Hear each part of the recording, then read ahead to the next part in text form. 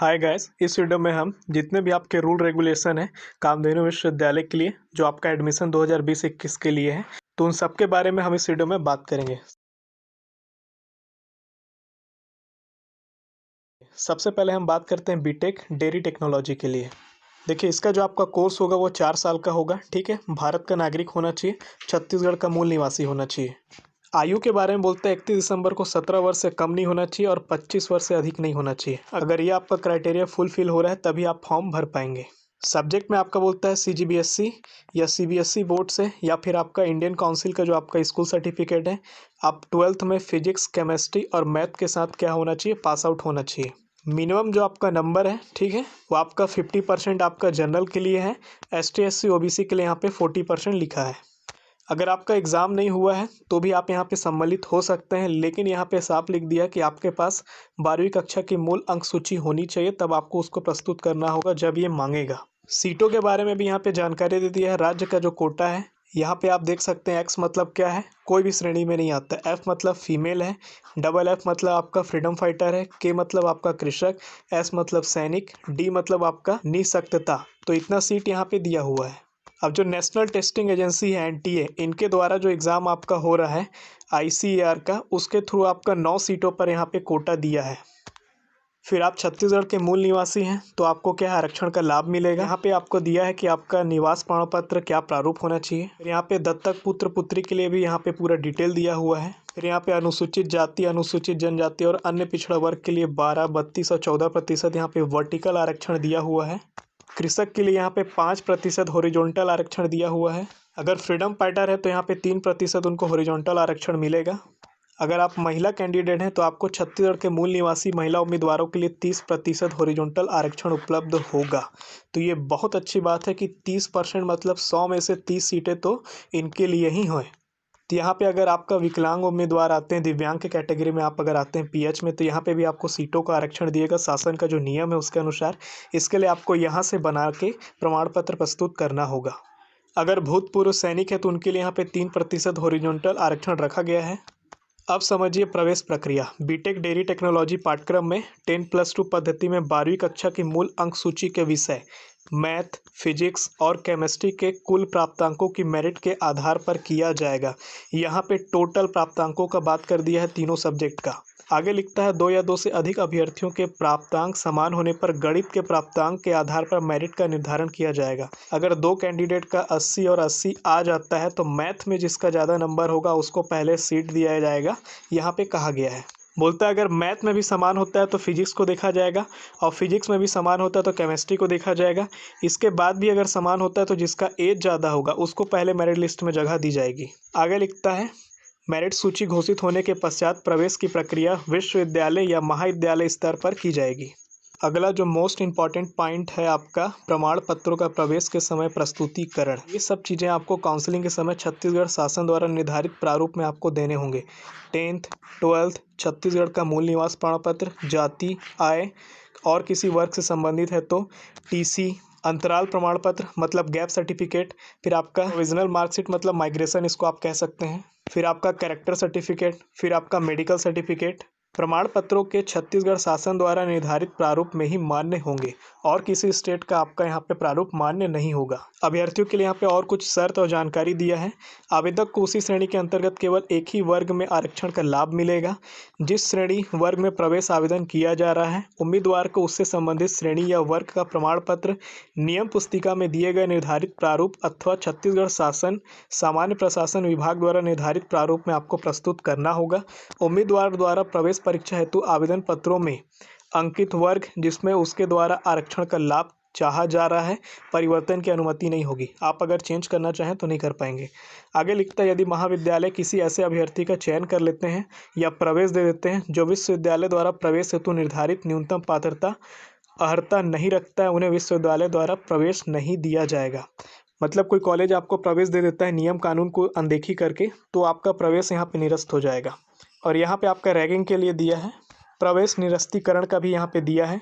अगर आप पाए जाते हैं कि आवेदक द्वारा झूठी गलत जानकारी के आधार पर कुछ तथ्यों को छुपाकर प्रवेश पाया है तो वो आपका डिटेल को क्या करेगा, कैंसिल करके आपका प्रवेश को निरस्त कर देंगे। देखिए सेकंड जो आपका है BFSC पाठ्यक्रम के लिए है, इनका जो एडमिशन होना उसके लिए कि यहाँ पे भी आपको बोल दिया है कि आप 10+2 यानी 12वीं की फिजिक्स, केमिस्ट्री और बायोलॉजी में मेरिट के आधार पर आपका प्रवेश होगा। ये कोर्स भी आपका 4 साल का होगा, ठीक है। और यहाँ पे कॉलेज का नाम भी दिया है कवर्धा, कबीरधाम में।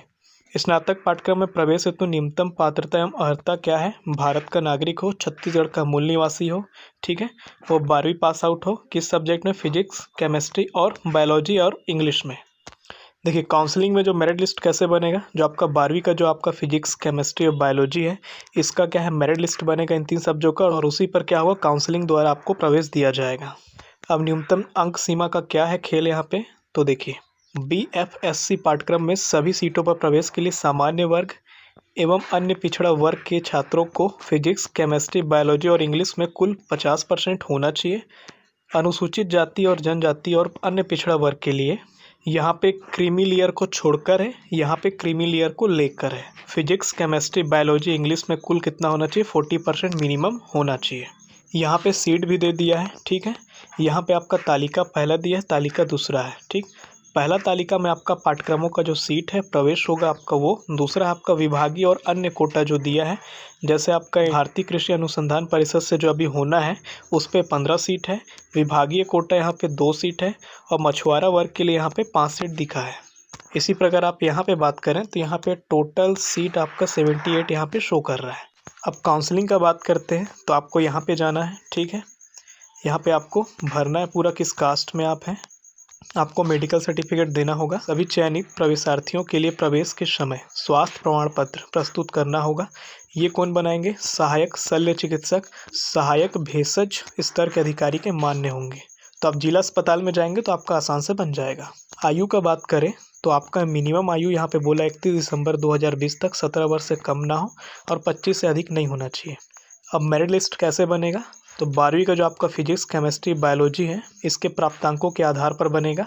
अब बोलता है 12वीं में जिनका परसेंटेज समान होता है उस केस में क्या होगा, तो पहला है जीव विज्ञान जिसमें आपका वनस्पति और प्राणी विज्ञान है, दूसरा रसायन, तीसरा भौतिकी। तीनों विषयों के कुल प्राप्तांक समान होने पर जिसका जीव विज्ञान का अंक अधिक होगा उसको पहले प्रवेश में प्राथमिकता मिलेगी। अगर बायोलॉजी में भी अंक समान आता है तो केमिस्ट्री चेक करेगा, केमिस्ट्री में भी समान आता है तो आपका क्या करेगा? फिजिक्स को चेक करेगा। उसके बाद आपको प्रवेश में प्राथमिकता देगा, और यदि तीनों का समान आता है तो जिनका उम्र अधिक होगा उनको पहले प्रवेश में प्राथमिकता दी जाएगी। फिर प्रमाण पत्र आपको प्रवेश के समय क्या क्या देना है, 12वीं जो आपका फिजिक्स का हो, केमिस्ट्री का हो, बायोलॉजी का हो, इन सब से आप जो पास हुए होंगे, ठीक है, उसी के हिसाब से आपका काउंसलिंग के माध्यम से आवेदकों को प्रवेश दिया जाना है। फिर आप जो आवेदन पत्र में जो भी डिटेल देंगे उसके लिए आपका मूल प्रमाण पत्र निर्धारित प्रारूप में प्रस्तुत करने होंगे, जैसे 10वीं की अंक सूची, 12वीं की अंक सूची, छत्तीसगढ़ का मूल निवास प्रमाण पत्र, जाति प्रमाण पत्र, अन्य प्रमाण पत्र जिनके निर्धारित प्रारूप इस नियम तालिका में दिया गया है। तो नीचे आपको मिल जाएगा PDF में। आपका प्रवेश निरस्त कब होगा? जब आप कोई भी गलत जानकारी देते हैं, ठीक है, चाहे वो आप जानबूझकर देते हैं, आपसे भूल से हो गया और आपका डेटा आपका मैच नहीं करता आपके सर्टिफिकेट से, तब आपका प्रवेश निरस्त हो जाएगा। अब बात करते हैं पशुपालन में डिप्लोमा यानी कि DH के लिए। तो आपका वेटनरी पॉलिटेक्निक राजनांदगांव, सूरजपुर, जगदलपुर, महासमुंद, इसी के लिए आपका डिप्लोमा इन एनिमल हस्बेंड्री प्रवेश जो आपका नियम है 2020, ये हम देखेंगे। ये जो आपका कोर्स है हिंदी मीडियम और इंग्लिश मीडियम दोनों पे है। टोटल ये 4 सेमेस्टर का है जो कि 2 साल का होता है। न्यूनतम अर्हता क्या क्या है, कौन कौन भर सकता है भाई? भारत का नागरिक हो, छत्तीसगढ़ का मूल निवासी हो।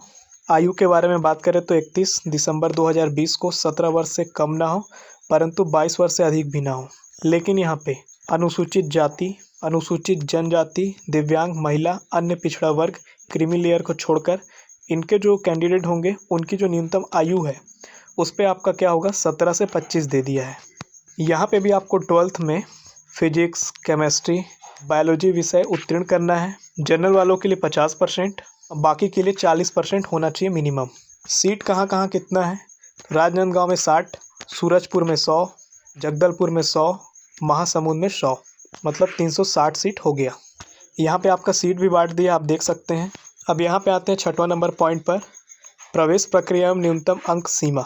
लिखता ऑनलाइन आवेदन के साथ दिए गए निर्देशों के अनुसार अभ्यर्थी ऑनलाइन निर्धारित काउंसलिंग शुल्क एवं सभी प्रविष्टियां भरकर आवश्यक दस्तावेजों के साथ विश्वविद्यालय द्वारा निर्धारित अवधि में विश्वविद्यालय में जमा करेंगे। उसके बाद मेरिट लिस्ट जारी की जाएगी। और जैसे आप इन पॉलिटेक्निक में आप भरेंगे काउंसलिंग के माध्यम से सीट, वैसे आपका सीट का आवंटन कर दिया जाएगा। उसके बाद बोलता है ऑनलाइन प्रवेश प्रक्रिया में प्राप्त आवेदनों के द्वारा जारी मेरिट लिस्ट सूचियों के आधार पर विश्वविद्यालय स्तर पर काउंसलिंग के माध्यम से आवेदकों द्वारा भरे गए 4 वेटनरी पॉलिटेक्निक सूरजपुर, जगदलपुर, महासमुंद, राजनांदगांव के विकल्प के अनुसार विभिन्न पॉलिटेक्निक में सीट आवंटन कर प्रवेश दिया जाएगा।